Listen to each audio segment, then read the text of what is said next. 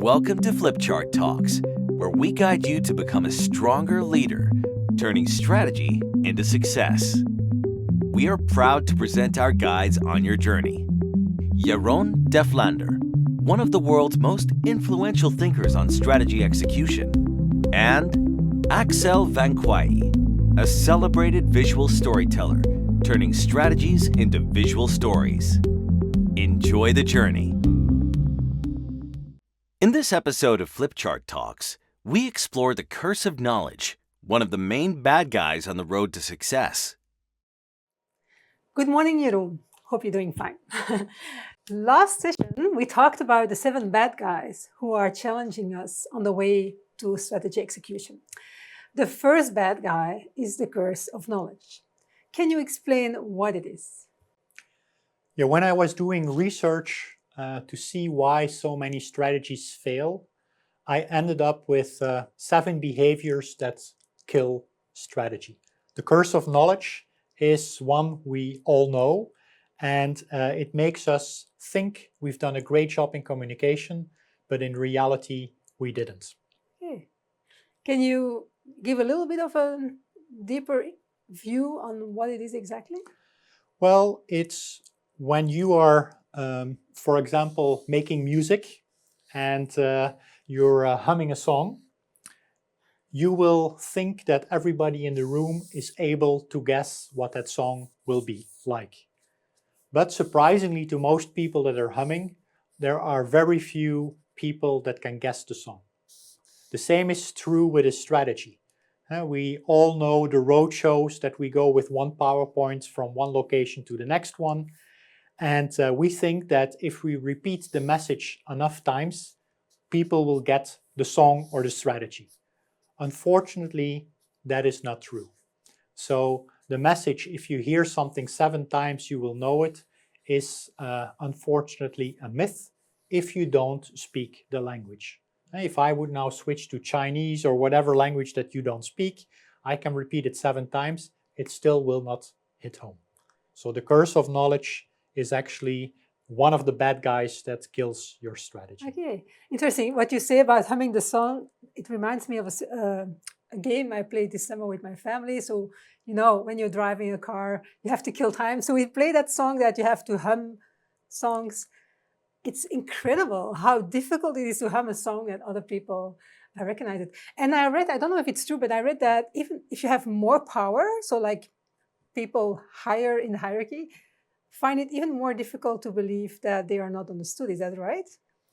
It is true. They have done the exercise with teachers compared with CEOs, and they found out that the curse of knowledge is much more dominant in people that have a high-ranking position because it's related to the power drive that you have. So it's very unnerving because the people that should be really good in communication are actually not always aware that this bad guy is hindering them to succeed. Yeah, and sometimes managers ask me to come and listen to their story. So they talk and I draw their story. And they just ask me that to see if I understand them. Because if I don't understand them, probably 80% of the people won't. Yeah. Not because I'm so smart, because I'm listening. I'm so used to listen to stories. So that's something I recognize. Yeah. It's a good check Yeah, already. it's a good check. Yeah.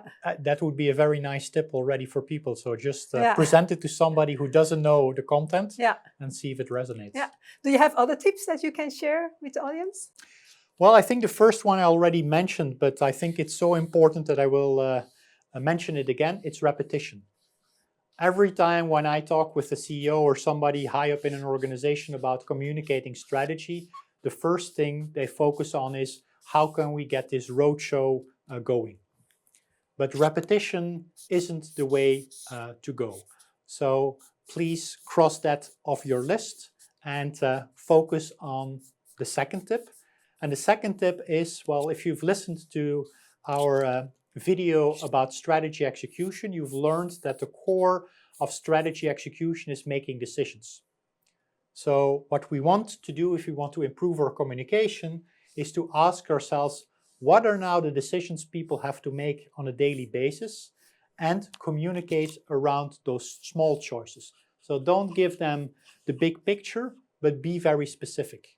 I worked with a bank, for example, and what people want to know is, do you still want me to serve the customers fast when they walk in, or do you want me to do something completely different?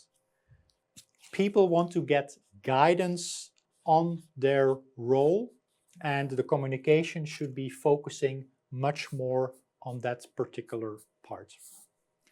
The third one is don't overestimate the PowerPoint. And when you communicate, basically you need to hit 3 body parts. You need to reach for the heart. People need to be inspired.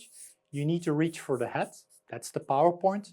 And we need to reach for the hands. That is helping people make sure they can make the translation to their daily job. What I still see is that too many leaders focus on the perfect PowerPoint, but don't have a very simple story to lead their strategy.